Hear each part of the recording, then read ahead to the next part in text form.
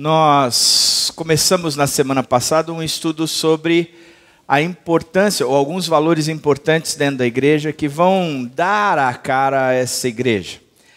A gente falou sobre conecte, sirva, compartilhe.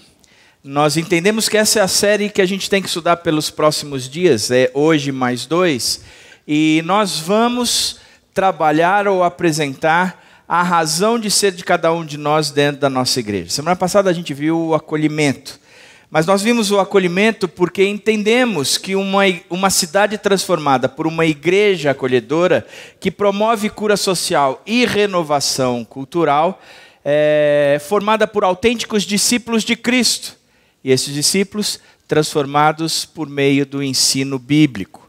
Essa é a visão da nossa igreja. Nós existimos para fazer isso. Nós existimos para transformar uma cidade, mas nós só transformaremos essa cidade na medida que nós formos transformados pela palavra de Deus. Significa que a gente acredita que o ensino da palavra de Deus é fundamental. Nós entendemos que o que vai te transformar é quanto mais você conhecer a palavra, mais você vai conhecer a si mesmo e a Deus, mais você vai ser transformado. Você vai me dizer, mas é só a palavra que transforma? Não, são duas as ferramentas de Deus que transformam o homem. Um é a palavra e o outro é o Espírito Santo de Deus. E os dois trabalham em conjunto, eles trabalham juntos. Conforme eu vou conhecendo mais a palavra, mais o Espírito Santo de Deus me transforma. E quanto mais o Espírito de Deus me transforma, mais fome e sede da palavra eu tenho. Por isso, a transformação ela tem que ser por meio do ensino bíblico, porque o ensino dá liberdade ao Espírito de agir nas nossas vidas. O fato é que, na nossa declaração de visão, o que salta é uma igreja acolhedora. É nisso que nós precisamos trabalhar mais forte, trazer uma característica mais forte para nós, porque se nós somos transformados por intermédio do ensino, e nós temos crido que o ensino é tão importante que a gente tem feito frentes de fortalecimento do ensino dentro da nossa igreja. Semana passada, nós tivemos a nossa semana teológica com Israel, aprendendo um pouco mais sobre salvação. Eu amei o encontro que eu tive com uma pessoa essa semana, que virou para mim e disse, olha, sabe o que eu entendi de salvação? Eu entendi que salvação tem a minha parte, Deus me escolheu, mas não é só isso. Não é só isso, tem mais. Porque até meu filho precisa ouvir a respeito disso, porque ele fica dizendo, eu sou escolhido, eu sou escolhido, eu sou escolhido. Tem mais! E eu falei, pronto. A pessoa entendeu. E vale a pena um esforço por uma semana teológica. Trazer 140 pessoas para cá. O Israel a semana inteira. Porque essa compreensão é que transforma o ser humano. Transforma um indivíduo. Essa pessoa transformada tem a capacidade de vir para a igreja e promover uma igreja acolhedora que transforme a cidade. Porque o que nós aprendemos com Israel na semana passada é que a salvação não se aplica a nós e nós ficamos parados. Aquele que é salvo, ele é salvo para promover salvação. Por isso uma igreja, ela promove transformação por intermédio daqueles que são transformados. É lógico, é consequência, é continuidade. E entender o que é uma igreja acolhedora faz parte do momento da nossa igreja agora. Semana passada eu defini muito bem o que era acolhimento. Quem lembra? Levanta a mão. Quem estava aqui semana passada? Só para eu entender, porque assim, vocês me motivam muito quando eu pergunto quem lembra e ninguém levanta. Porque vou te falar uma coisa, eu passei eu acho quase 3 meses pensando nessa frase. Se não foram 3 meses, foram 2 meses e 15 dias. Porque para mim é uma frase brilhante que define tudo o que eu acredito. A definição de acolhimento é fazer a igreja se tornar uma coisa só. Ó, que profundo! É fazer a igreja... Eu ia escrever, acolhimento é hashtag tamo junto misturado. Mas eu falei, não, vou desenvolver uma frase. Acolhimento é fazer a igreja se tornar uma coisa só. Aquele que chega se sente parte. E aquele que já é, ele também se sente parte. Porque uma das coisas que nós precisamos entender é que não basta chegar na igreja e nós acolhermos. Tem muita gente que está dentro da igreja e nunca se sentiu acolhida. Tem muita gente que também estando dentro da igreja não se fez por ser acolhida. Mas isso não é desculpa para a igreja não trazer a responsabilidade de entender que aquele que está, que já é, precisa ser acolhido. E o que está chegando também precisa se sentir acolhido, sentir parte do todo. Essa é a definição de acolhimento. A conexão, o você trazer a pessoa conectada a você, o fazer a pessoa se sentir uma coisa só. É por aqui que a gente começa. Só que hoje eu quero trabalhar um pouco mais o conceito do servir, que é o segundo ponto. E para isso eu te convido a abrir a sua Bíblia em Marcos 10, e a gente vai ler dos versos 41 a 45. O texto de Marcos diz assim: quando os outros 10 ouviram essas coisas, ficaram indignados com Tiago e João. O que eles ouviram? Tiago e João fizeram um pedido para Jesus. Disseram assim: Jesus, quando a gente chegar lá no céu, se eu sentar no seu trono, será que a gente pode sentar um à tua direita e o outro à tua esquerda? Esse pedido foi feito pela mãe deles, mas os dois estavam aprovando. Está dizendo, é isso mesmo, é isso que a gente quer. Estamos junto com a nossa mãe. Mamãe sabe tudo. E aí Jesus vê a situação criada por esses dois, que os outros 10 ouviram essas coisas e ficaram indignados. Jesus chamou e disse: vocês sabem que aqueles que são considerados governantes das nações as dominam, e as pessoas importantes exercem poder sobre elas.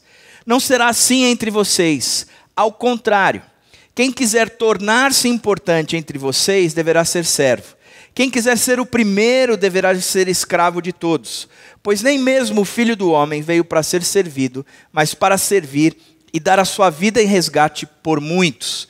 Ele traz o conceito de que servir é a característica, é a marca, é a cara do cristão. O cristão é aquele que se tornou servo. Porque ele diz, assim eu fiz, dessa maneira como eu fiz, vocês devem fazer. Se eu pratiquei isso, vocês têm que aprender a viver de acordo com isso que está sendo praticado. Se eu vivi todo esse momento de me tornar, apesar de ser Deus, não considerar o ser Deus algo importante, eu me esvaziei disso e me tornei servo, é assim que vocês têm que fazer. Ser servo é a característica do cristão. Por isso não é opcional. Aquele que segue a Cristo, serve a Cristo.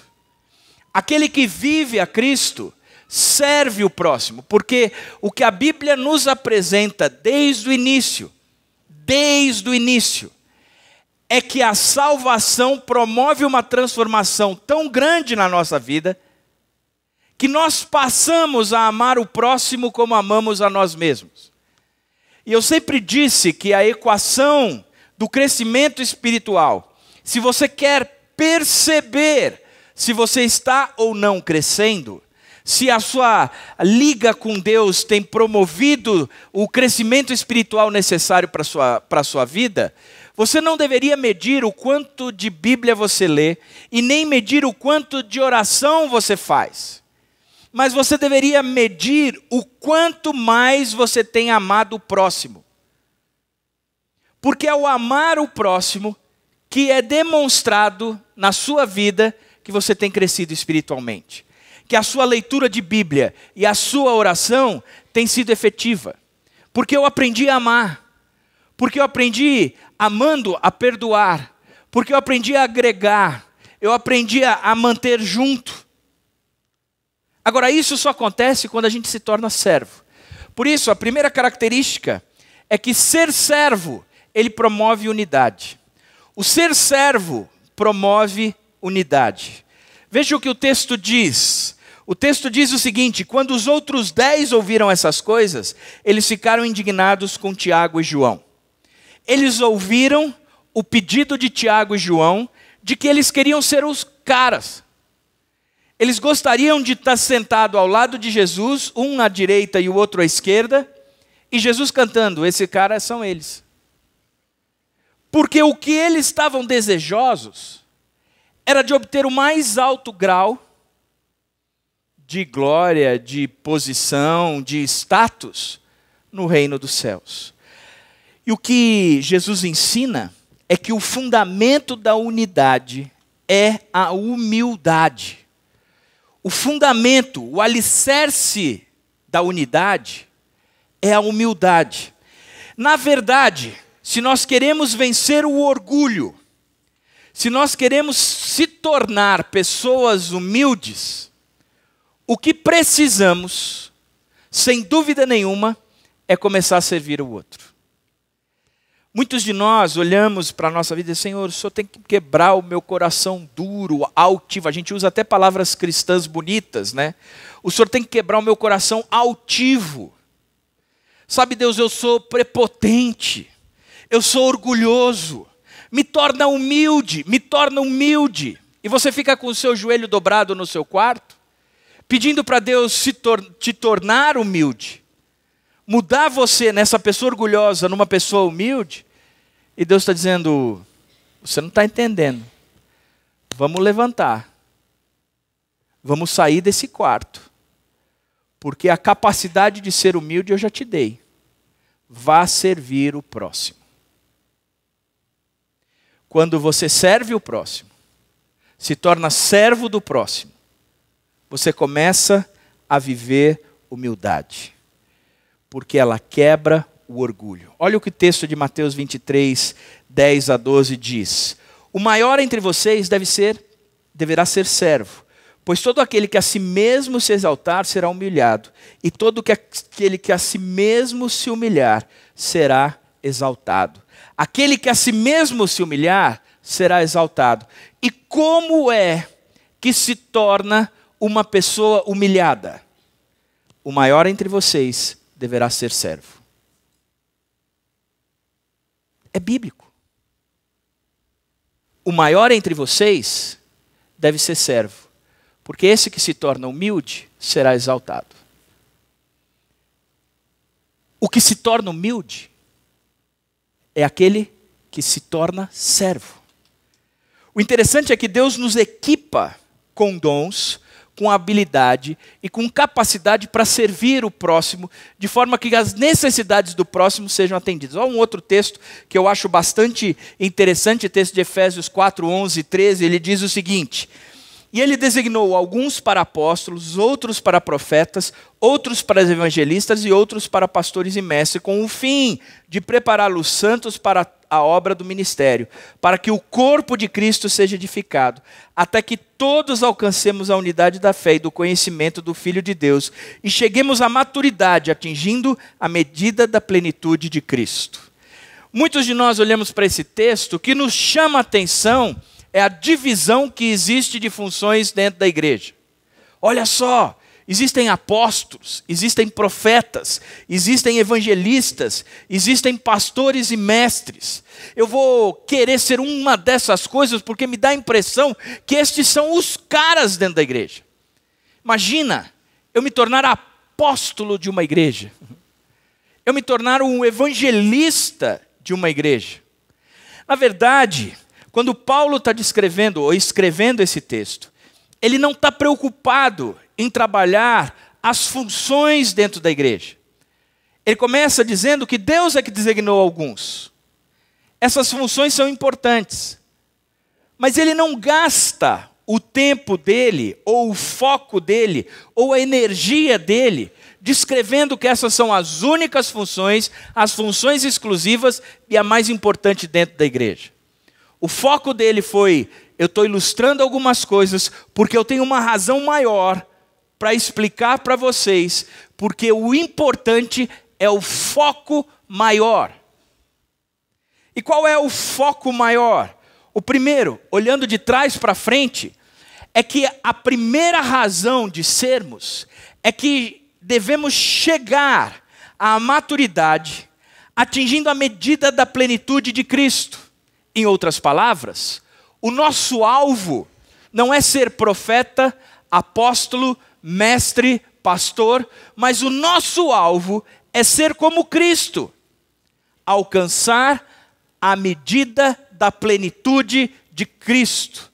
Medida da plenitude, ou seja, de que todo Cristo seja espelhado na minha vida. Isso é maturidade.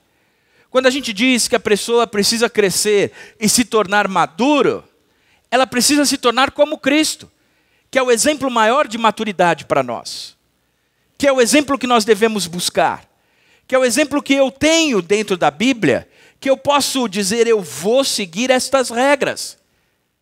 Eu quero ser como Cristo. Lembra um livro antigo que dizia, em seus passos, o que faria Jesus? Isso se tornou uma pulseirinha, um colar, camisa, shorts, cueca, meia, e tudo estava lá. Em seus passos, o que faria Jesus? E você ficava lá o tempo todo dizendo, o que Jesus faria? O que Jesus faria? E você no trânsito, a pessoa te freava ou te fechava, você punha a mão para fora, xingava para caramba com a pulseirinha. Em seus passos, o que faria Jesus? Na verdade, o conceito não é uma pulseira, nem uma camisa. Mas o conceito é uma vida de maturidade que espelha a plenitude de Cristo. O sonho de Cristo, o sonho de Deus, é nos tornar parecidos com o filho mais velho dele. Esse é o sonho. Romanos 8, 29 diz que Deus quer ser o pai de uma grande família, cujo filho mais velho é Jesus Cristo, e o resto é a imagem e semelhança do filho mais velho.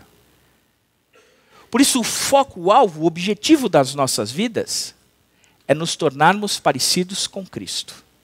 Essa é a primeira coisa que o texto está dizendo.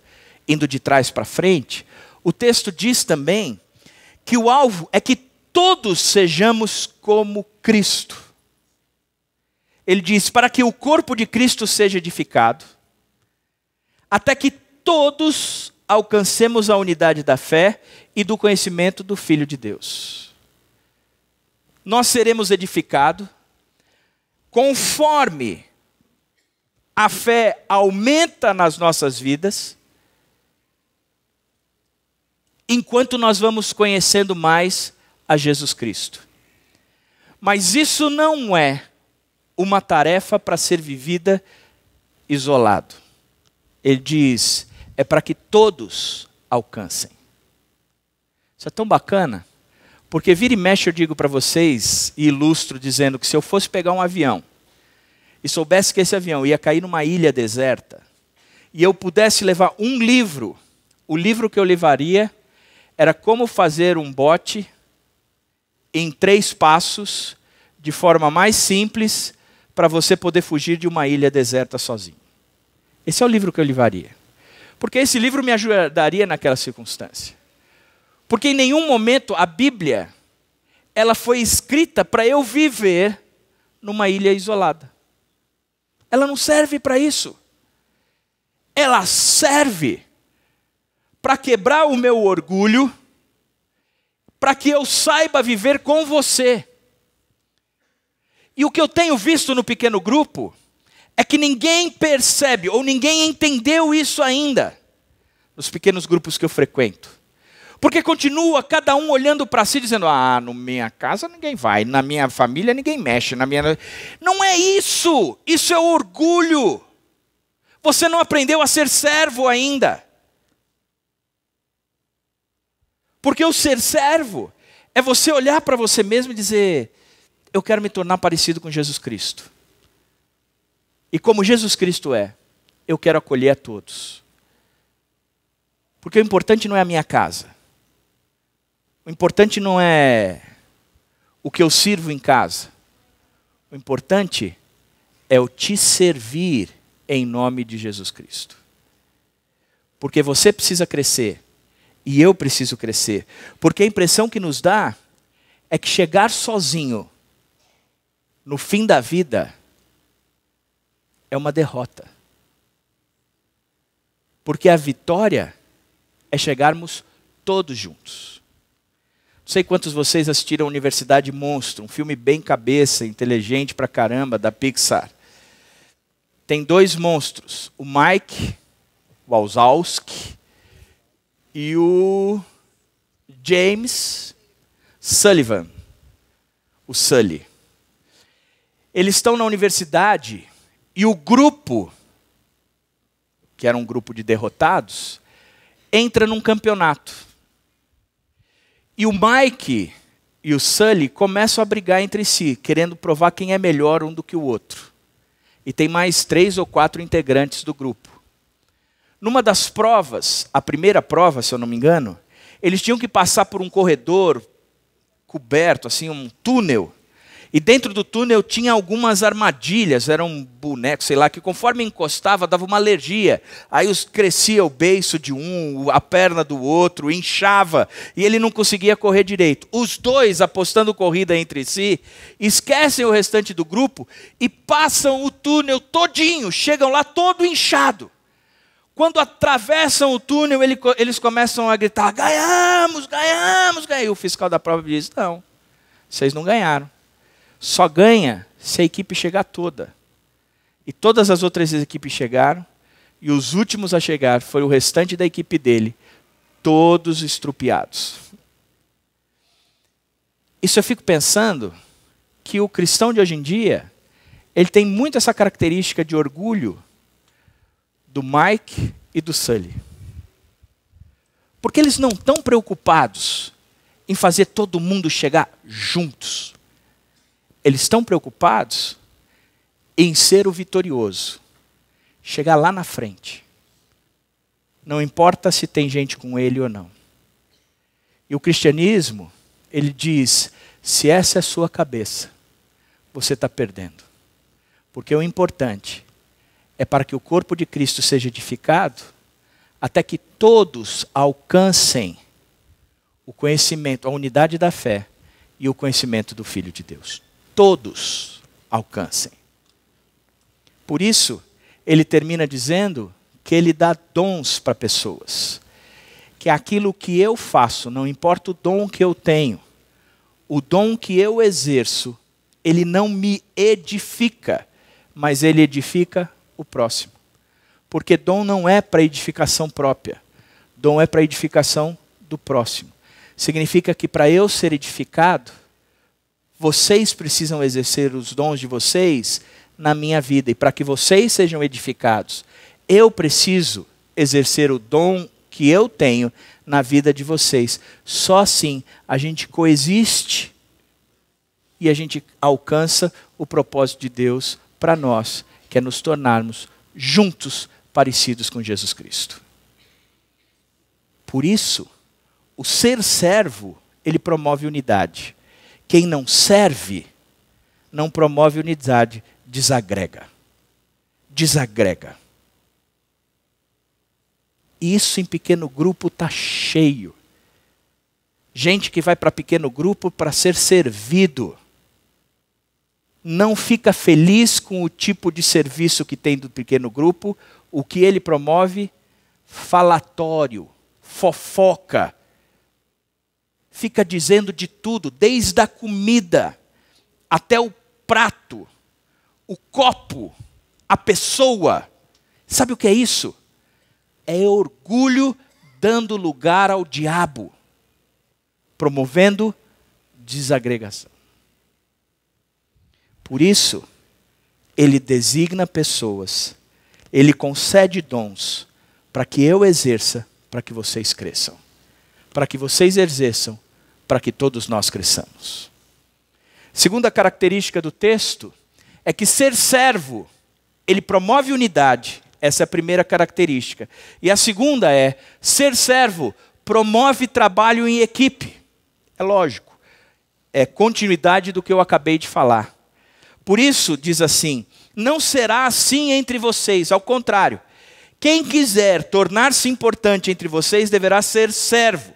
E quem quiser ser o primeiro deverá ser escravo de todos. O fundamento da unidade continua sendo a humildade. Se eu quero manter uma igreja unida, eu preciso ser humilde. Eu preciso me tornar servo. E para ser servo, é exigido de mim a humildade. Porque a expressão da humildade é ser servo. Você quer saber se você é humilde? Você se tornou servo. Por isso, servir constrói relacionamentos. O promover o servir, o se tornar servo, ele constrói relacionamentos porque é expressão da graça de Deus. Presta atenção no texto de 1 Pedro 4,10. Ele diz assim: cada um exerce o dom que recebeu para servir os outros, administrando fielmente a graça de Deus em suas múltiplas formas. Administrando fielmente a graça de Deus. Quando eu sirvo, eu administro a graça de Deus. Quando eu me torno servo, eu administro a graça de Deus. Porque o que a Bíblia está dizendo é que aquele que serve aos outros, este administra a graça de Deus. Por quê? Porque é uma questão lógica, é uma questão óbvia. Quando eu estou servindo, eu aceito o outro do jeito que o outro é. Quando eu estou servindo, eu preciso que o outro me dê a oportunidade de servir a vida dele, enquanto eu deixo que o outro sirva na minha vida. Interessante, é porque o orgulho é algo tão importante, tão forte e tão intenso na nossa vida, que muitas vezes o próprio orgulho impede do que os outros sirvam a nós, ou exerçam o servir em nossas vidas. Porque eu não vou deixar.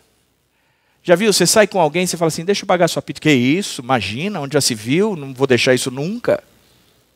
Por causa do orgulho. Escuta, posso te levar na consulta essa semana? Que isso, já se viu, não precisa? O cara não tem condições de ir à consulta. Mas às vezes o cara é tão orgulhoso que nem permite que o outro sirva na vida dele. Da mesma forma, o que a Bíblia está dizendo é que quando eu administro fielmente a graça de Deus em suas múltiplas formas. Por quê? Porque o texto diz assim, cada um exerce o dom que recebeu para servir os outros. Eu vou precisar exercer o meu dom sobre você e você irá exercer o seu dom sobre mim. Cada um precisa então fazer a sua parte ajudando o próximo. William Fletcher, ele descreve uma cena de desenho animado bem interessante que reflete muito as nossas vidas. João e Pedro estavam passeando na beira de um rio e o Pedro cai no rio. Escorregou e caiu. E a correnteza do rio era forte e estava puxando o Pedro e tinha muita pedra no rio, ia batendo no Pedro e o Pedro ia se afogando e levantando, se afogando e levantando, e o João na beirada do caminho ia seguindo o Pedro, enquanto o Pedro ia se afogando. O João vira para o Pedro e diz, você caiu no rio, Pedro? E o Pedro responde, que tolo fui eu, não é mesmo? Eu caí, eu escorreguei, deslizei e agora eu estou aqui dentro do rio. Pedro vira para ele e diz, interessante o que aconteceu. Eu quero saber se você está bem aí. Eu quero entender se você está... Como é que está? E essa água, como anda? Aí o Pedro diz assim, ó, a água está um pouco molhada e bastante fria. E eu estou aqui quase me afogando. Será que você podia me ajudar? Aí o João diz, puxa vida, não tinha pensado nisso. Então eu vou te ajudar. E conforme ele vai tirando o Pedro de dentro d'água, o Pedro ainda vai pedindo desculpas. Ó, desculpa pelo trabalho que eu estou te dando. Talvez você tenha molhado aí a barra da sua calça, uma série de outras coisas, mas você me desculpa. E aí o Pedro vira para ele e diz, cara, não precisa pedir desculpas. Se você tivesse pedido ajuda mais cedo, eu teria te ajudado.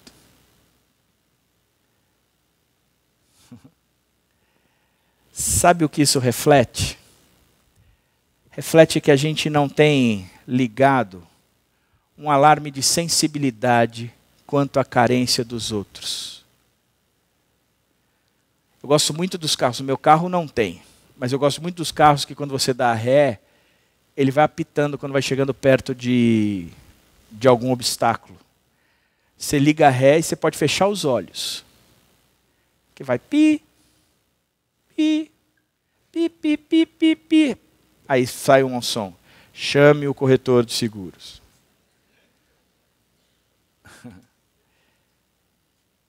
Existe um sensor que indica conforme o perigo vai aumentando.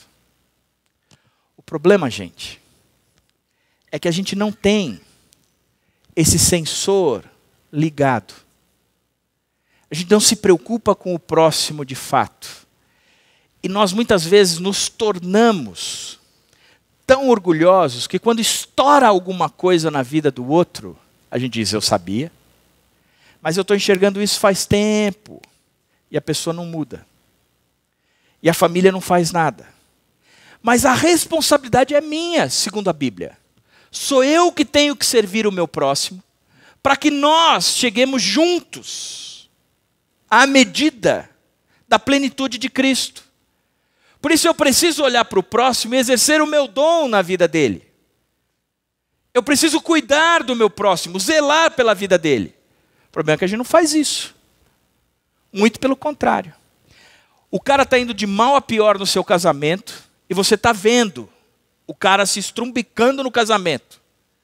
Na hora que estoura o casamento, que um chega e diz, não dá mais. Aí a quem vocês recorrem? Ao pastor. Pastor, eu vou dizer um negócio. Faz tempo que eles estão mal. Agora a coisa estourou. O Senhor, que é o super-homem de Deus, aquele cara que aonde toca vira ouro, porque às vezes eu acredito nisso, vocês me fazem acreditar nisso.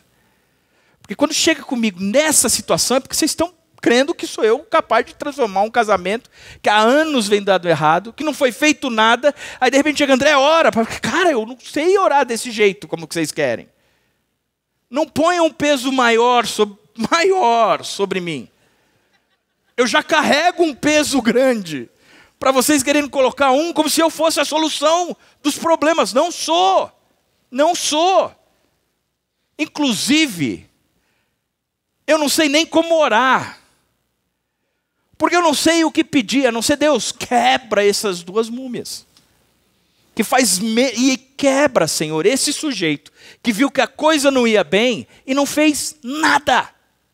E ainda vem numa postura orgulhosa, dizendo, eu sabia que ia dar. Se você sabia, a culpa é sua. Se sabia, a culpa é sua, porque a responsabilidade é nossa. Nós temos que chegar juntos, na medida da plenitude de Cristo. Por isso é um trabalho em equipe. Eu preciso cuidar de vocês, vocês precisam cuidar de mim. No primeiro sinal, espera aí, acendeu o alerta, vem cá fulano. É com você que eu quero falar, não é com os outros. Porque falar com os outros não resolve o problema dele. É com você que eu quero falar. E com você eu quero tratar o problema que está surgindo na sua vida. E vou dizer um negócio para você, esse é o primeiro passo que eu estou dando. Se você não se esforçar, eu vou chamar o André. Antes que a coisa estoure. Aí eu sei entrar. Mas depois que estourou, eu vou dar extrema-unção. Já estourou. Presta atenção. Na história do Pedro e do João, o Pedro só será salvo se João fizer a parte que lhe é devida. Por isso, o servir salva o próximo. Afinal, o servir demonstra a graça de Deus ao próximo. Você está perdido. Eu estou indo aí te buscar. Você está morrendo. Eu estou indo aí te buscar. Eu estou demonstrando a graça de Deus para você. Por isso, o próximo passo é que quando eu sou servo, eu promovo que Jesus Cristo seja visto. O ser servo promove que Jesus Cristo seja visto. O texto diz assim, pois nem mesmo o Filho do Homem veio para ser servido, mas para servir e dar sua vida em resgate por muitos. Ele veio servir e dar a sua vida em resgate por muitos. O próprio Jesus Cristo lhe ensinava que chegar lá sozinho é uma derrota. Então eu vou servir e, se preciso for, eu morro para que muitos cheguem lá comigo. Quando a gente faz isso, a gente espelha a Jesus Cristo. Albert Schweitzer, ele dizia o seguinte: exemplo não é o melhor método de ensino, é o único. O texto de João 13, 14 e 15 diz assim: pois bem, se eu, sendo o Senhor e Mestre de vocês, lavei-lhe os pés, vocês também devem lavar os pés uns dos outros. Eu lhe dei o exemplo para que vocês façam como lhes fiz. Jesus tem um dia que vai comer com seus discípulos, e naquela época eles usavam sandálias e andavam em ruas de terra, e eles não comiam sentados em cadeira como nós sentamos, eles comiam sentados no chão, numa mesa pequena, então ficava um pé do lado do rosto daquele que comia. Não era algo agradável comer com o pé sujo, porque você estava comendo um pernil sentindo o cheiro de gorgonzola. Então isso não era algo bom, gostoso. E era comum, era prática, um servo daquela família onde o almoço ia ser servido, um escravo vir e lavar os pés de todos, para que pudessem comer de forma agradável, higienicamente falando. Pois bem, Jesus estava com seus discípulos, estava vendo a comida ser pronta, não tinha um servo de plantão. Ele diz: eu preciso ensinar esse pessoal. Esses caras estão muito mais preocupados em ocupar uma posição ao meu lado do que entender o que é ser como eu sou. Então está na hora de eu ensinar uma coisa para esse pessoal. Ele pega um paninho, coloca na cintura, pega um balde d'água e vai lavar os pés dos discípulos. Alguns ficam constrangidos e outros, numa falsa espiritualidade, chegam para Jesus e dizem: de jeito nenhum, Pedro disse, o meu pé o senhor não vai lavar. Aí Jesus diz: Pedro, eu preciso fazer isso. Eu preciso fazer isso para você aprender o que é ser como eu sou. Aí Pedro diz: bom, se é assim, então lava o corpo inteiro, me dá banho por completo. E aí Jesus diz: Pedro, você não entendeu. Não é o privilégio de ser lavado por mim, mas é o privilégio de servir como eu sirvo, suprindo a necessidade do outro. A necessidade do outro agora é que os pés sejam lavados. Então me deixa lavar o seu pé. Você não precisa tomar banho. Você só precisa que o seu pé seja lavado. Servir não é glamuroso. Pelo contrário, exige humildade. Por isso, quando queremos servir, deveríamos deixar a nossa dignidade de lado, na porta, para atender os outros. E o que Jesus está ensinando é: eu lhes dei o exemplo para que vocês façam como lhes fiz. Paulo depois, mais tarde, pega isso e diz, escuta, em Filipenses 2, se por estarmos em Cristo, ele diz, seja a atitude de vocês a mesma de Cristo. E aqui, gente, vai uma marca do cristão. Se por estarmos em Cristo, seja a atitude de vocês a mesma de Cristo. E isso a gente tem que entender. Se eu e você estamos em Cristo, e o estar em Cristo significa se eu e você fomos salvos de fato, o que vai ser natural na nossa vida, apesar de existir uma guerra civil, será natural na nossa vida o desejo de ser como Cristo. Uma guerra civil interna. O bem que eu quero eu não faço, o mal que eu não quero eu vivo fazendo. Mas eu quero ser como Cristo. E o Espírito Santo me qualifica a ser como Cristo, apesar da guerra interna. apesar do desejo enorme. Porque o ser como Cristo é a marca do cristão. E mais uma vez eu vou dizer dos pequenos grupos. Uma das coisas que eu mais tenho visto é um povo não parecido com Cristo nos pequenos grupos. Porque cada um está correndo atrás do seu próprio. Eu quero, precisa ser assim. Se não for desse jeito, se não é dessa maneira, se não tem essa característica, se não... Chega! O ser como Cristo é aceitar. O ser como Cristo é servir. O ser como Cristo é cuidar. O ser como Cristo é apoiar. O ser como Cristo é exortar. Mas o ser como Cristo não é de forma nenhuma o falar mal, a fofoca, a intriga, a reclamação do serviço prestado para mim. Isso não é ser cristão. Isso é ser orgulhoso na sua essência, dando lugar ao diabo.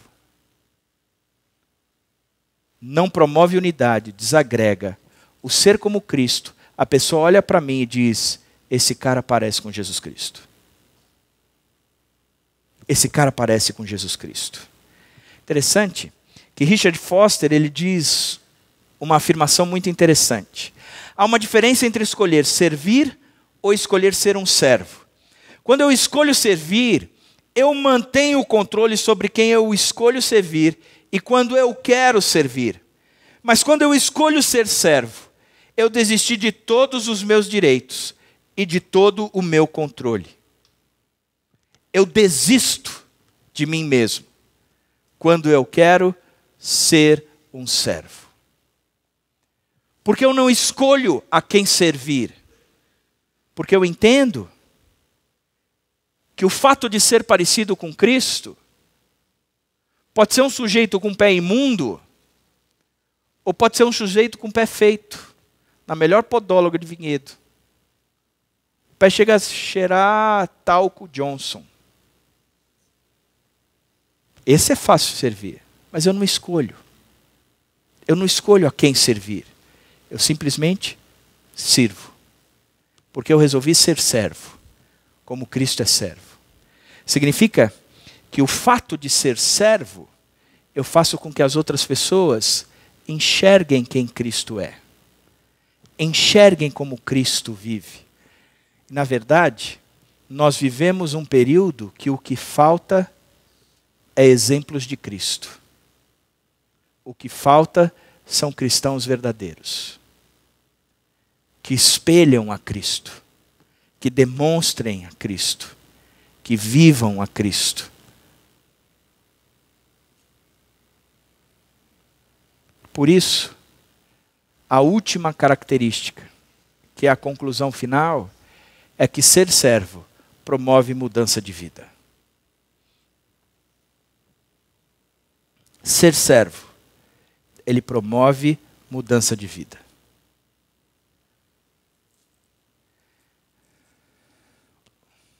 O texto diz assim: vocês sabem que aqueles que são considerados governantes das nações as dominam, e as pessoas importantes exercem poder sobre elas. Não será assim entre vocês, ao contrário. O que Jesus está dizendo é, presta atenção. Vocês têm programado dentro de vocês o desejo de serem o cara. Nunca foi tão atual a música Esse Cara Sou Eu, como nessa pregação de Jesus. Porque o desejo é dizer, esse cara sou eu. Porque se eu tivesse que compor uma música para minha esposa, eu diria, eu até tento ser esse cara, mas eu confesso que eu não faço nada do que ele está fazendo. Na verdade, eu mais piso na bola, Dani, do que acerto. Mas eu tento me esforçar ao máximo por acertar. Porque dentro de mim há uma programação por causa do pecado que me torna egoísta. Eu dificilmente vou abrir mão de mim por você, a não ser que eu me torne servo seu.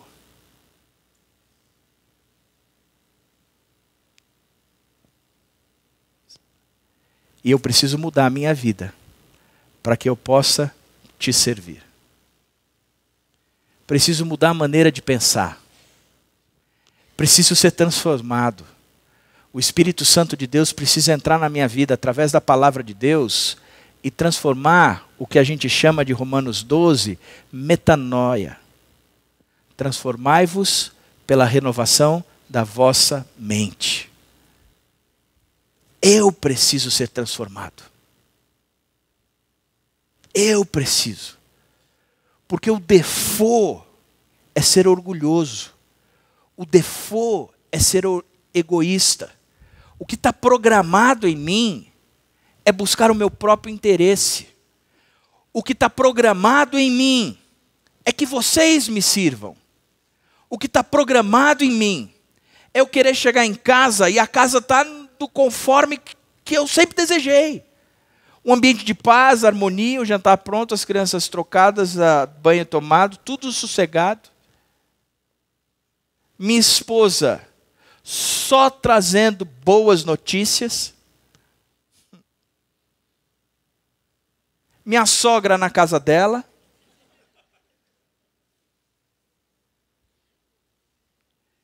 O que eu quero é chegar em casa e encontrar o paraíso. O problema é que se eu chegar em casa e o paraíso estiver lá, eu entrei. O paraíso foi inundado pelo pecado. Porque eu não promovo o paraíso. A não ser que eu entenda que eu preciso ser servo dentro de casa.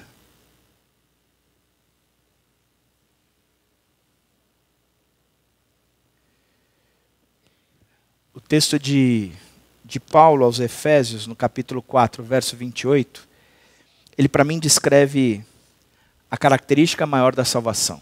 Ele diz assim,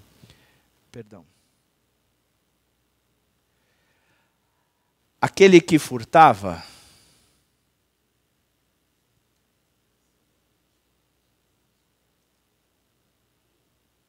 o que furtava, não furte mais. Antes trabalhe fazendo algo de útil com as mãos, para que tenha o que repartir com alguém, com quem estiver em necessidade.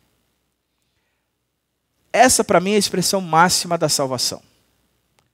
Eu mudei a minha cabeça de tal forma, Jesus entrou na minha vida e me fez ser tão diferente, que aquilo que eu era, eu já não sou mais, pelo contrário. Eu sou totalmente oposto, antagônico àquilo que eu era. Paulo diz assim, aquele que furtava, não furte mais. Mude a sua cabeça. E entenda que ganhar dinheiro fácil não existe. Por isso pare de roubar. E agora você vai fazer o contrário. Você vai trabalhar e produzir algo de útil com a própria mão. Você vai ver o quão difícil é trabalhar. O quão difícil é ralar e se empenhar para obter qualquer coisa. E digo mais, aquilo que você conquistar não é para você, mas é para você guardar, para poder servir alguém quando este alguém precisar. Que mudança de cabeça, gente. Que mudança de cabeça. Ele está dizendo, você que corria para lá, agora vai correr para cá.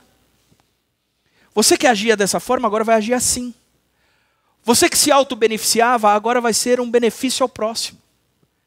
Você que se justificava e que trazia as coisas para você, agora você vai ser canal da graça na vida dos outros. Por isso, mude a sua vida. Mude a sua vida. Mude. E quer mudar a vida? Mais uma vez eu digo, você pode e deve entrar no seu quarto. Você pode e deve dobrar o seu joelho. Você pode e deve clamar a Deus por mudança. Mas eu lembro sempre o que a Dani me ensinou. Ela disse, olha, eu estou muito sem paciência. E disse que ela entrou no quarto, dobrou o joelho e pediu, Deus, me ajuda a ter paciência. E o que Deus fez foi dar uma situação para ela que exigia tanta paciência, que ela entendeu que que Deus está fazendo não é me dando uma dose de paciência para que eu gaste quando eu precisar. Ele está me pondo no fogo para que eu exercite a paciência. Ela nunca mais orou por nada. Brincadeira. Então eu vou para o meu quarto e eu fico pedindo, Senhor, me transforma, me transforma, me transforma. Deus diz, levanta, filho, eu já te abençoei com toda a sorte de bênçãos nas regiões celestiais em Cristo Jesus. Eu já morri por você, os seus pecados já foram cravados por mim na cruz. Você está perdoado, o pecado já não domina mais o seu corpo mortal. Levanta, filho, você está orando, o que eu estou dizendo é, você já tem toda a capacidade para ser diferente. O que eu quero é ensinar você no caminho. Então vamos ralar, e ali eu vou te ajudar. Mas ficar trancado aqui no quarto pedindo transformação, um complexo de borboleta, que você entra no seu casulo e espera sair de lá algo diferente, esquece. A transformação é na prática. É quando eu vou percebendo o que eu preciso mudar de fato, e aí eu chego diante de Deus e digo, Senhor, eu não estou conseguindo mudar, o Teu Espírito Santo precisa brotar mais no meu coração. Me ajuda nisso, Pai. Eu vou para lá, vamos comigo. Porque ainda que eu ande pelo vale da sombra da morte, eu não temerei mal nenhum, porque o Senhor está comigo. O Senhor está comigo. E Deus vai promovendo a mudança de vida. Deus vai fazendo acontecer as coisas na sua vida, não no seu quarto trancado. Mas enquanto você está aprendendo com os outros, enquanto você está sendo humilde com os outros, enquanto você está servindo aos outros. Por isso que eu fecho com a ilustração de Atos 2, 44 a 47, que diz que os que criam mantinham-se unidos e tinham tudo em comum. Presta atenção. Aqueles que acreditavam em Jesus, aqueles que deixavam Jesus mudar a vida deles, eles acreditavam de tal forma que eles promoveram a unidade, dizendo, não vale a pena eu chegar lá sem que você esteja juntos. Não vale a pena eu chegar sozinho. Eu quero que você chegue comigo. Como é que nós vamos fazer isso? Não é algo teórico somente, mas é algo na prática. Eu quero que você chegue comigo. E se preciso for, eu vendo a minha propriedade, o meu bem, e eu distribuo de acordo com aqueles que têm necessidade. Porque eu existo e eu entendo que a razão de ser da minha vida é suprir a sua carência. Porque eu estou aqui para ser servo seu. Se preciso for, eu aperto o cinto. Eu faço um mercado mais simples para mim, para que eu possa fazer um mercado tão simples para você. Se preciso for, e você foi despejado, eu trago você para dentro da minha casa.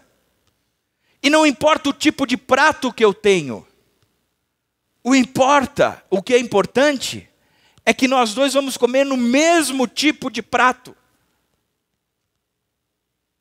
Eu trago você para perto de mim, porque eu entendo que Cristo precisa ser espelhado na minha vida e é isso que Ele faria por você. Porque afinal de contas, chegar lá sozinho é a mesma coisa que não chegar. E o interessante é que o Senhor lhes acrescentava diariamente os que iam sendo salvos. Presta atenção. Uma maneira de medir se uma igreja é saudável é ver se essa igreja cresce numericamente. A igreja que é saudável, ela cresce numericamente. Significa que a gente não vai ter uma idolatria a números, uma numerolatria. Cresceu, o salão está cheio, é isso mesmo. Porque a nossa preocupação, segundo o texto, não é encher a casa.